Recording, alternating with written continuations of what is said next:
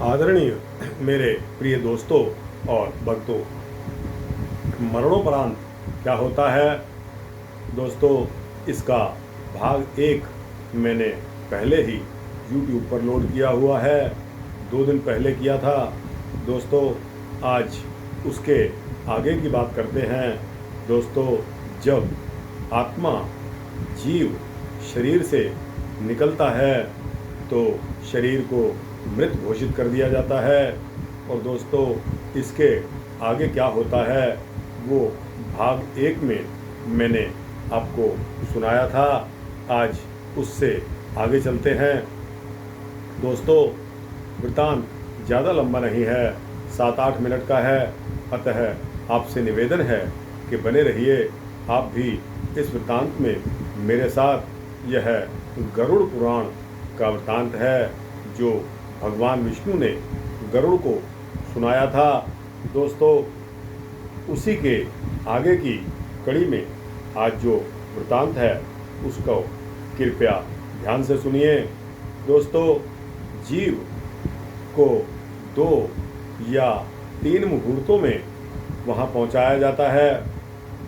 यमदूत उसे घोर नरक यातनाओं का भय देखकर वह व्यक्ति यम की आज्ञा से आकाश मार्ग से यमदूतों के साथ पुनः इस लोक में यानी इस मनुष्य लोक में फिर चला आता है दोस्तों। मनुष्य लोक में आकर अनादि वासना से बद्ध वह जीव देह में प्रविष्ट होने की इच्छा करता है, किंतु यमदूतों के द्वारा पकड़कर पाश में बंधा हुआ होने से भूख और प्यास से अत्यंत पीड़ित होकर रोता है। हे पार्थ, वह पात की प्राणी पुत्रों से दिए हुए पिंड तथा आतुर काल में दिए गए पिंड दान को प्राप्त करता है तो भी उस नास्तिक को तृप्ति नहीं होती। पुत्र आदि के द्वारा पापियों के उद्देश्य से किए गए श्राद्ध, दान तथा जलांजलि उसके पास ठहरती नहीं।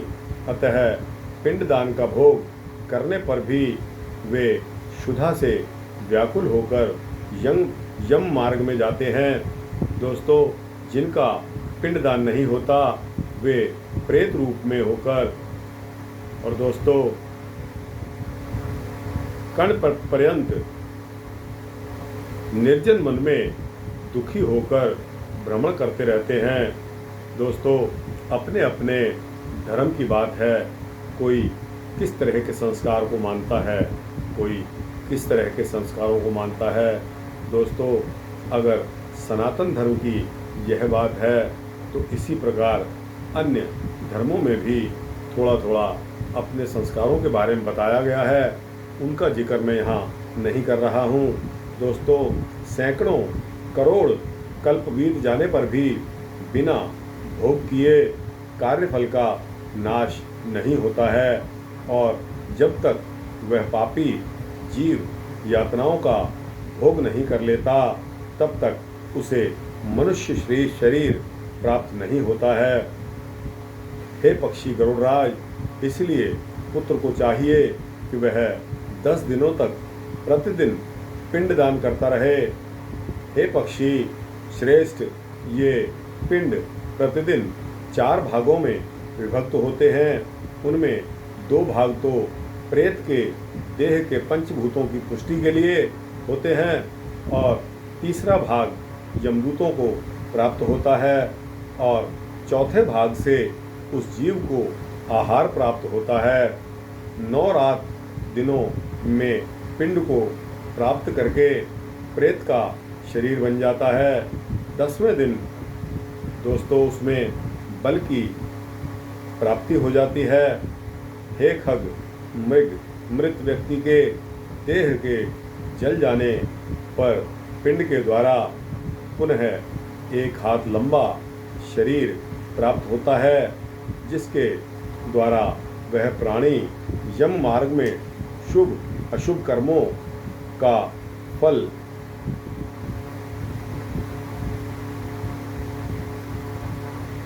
प्राप्त करता हुआ।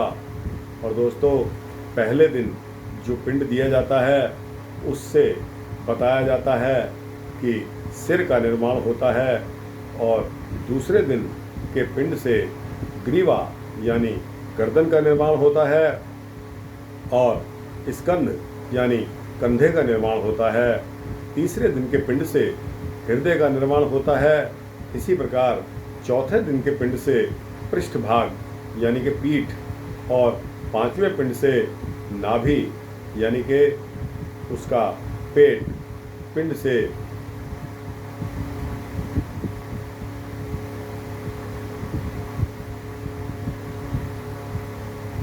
पेट यानी कमर और गुदांग छठे और सातवें पिंड दान से उत्पन्न होते हैं। आठवें पिंड से उरु यानी कि जांघें, नौवें पिंड से जानू, घुटने और पैर बनते हैं। इस प्रकार 9 पिंडों से देह को प्राप्त करके 10वें पिंड से उसकी क्षुधा और तृषा जो कि भूख प्यास, ये दोनों ही जागृत होती हैं। दोस्तों, इस पिंड व शरीर को प्राप्त करके भूख और प्यास से पीड़ित जीव 11वें और 12वें दिन फिर भोजन करता है। दोस्तों, आपने सुना होगा ब्रह्म भोज का जो ये हमारा संस्कार चला आ रहा है।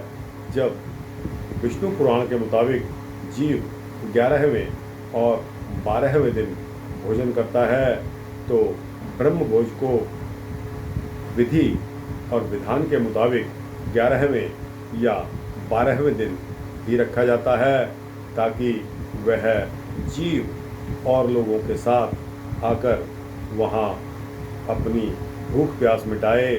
और इसके अलावा जितने प्राणी उस भंडारे को, लंगर को खाते हैं आकर के, वह सभी अच्छी दुआएं देकर जाते हैं, जिससे जीव का भला होता है। 13वें दिन यमदूतों के द्वारा बंदर की तरह बंधा हुआ वह जीव अकेला उस यम मार्ग में जाता है। यानी भोजन, ब्रह्म भोज के बाद जब उसकी आत्मा तृप्त हो जाती है तो फिर पुनः वह यम मार्ग में जाता है।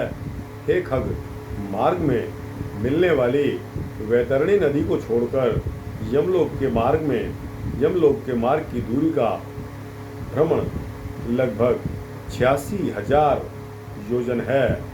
दोस्तों, यह वृत्तांत यहीं तक मैं आपको बताऊंगा, क्योंकि आज मुझे और भी वृत्तांत बताने हैं आपको। अतः आपसे निवेदन है कि इस वृत्तांत को यहीं तक एक्सेप्ट करें, यहीं तक स्वीकार करें। आगे का वृत्तांत फिर आपको सुनाऊंगा। दोस्तों, आपको यह वृत्तांत कैसा लगा?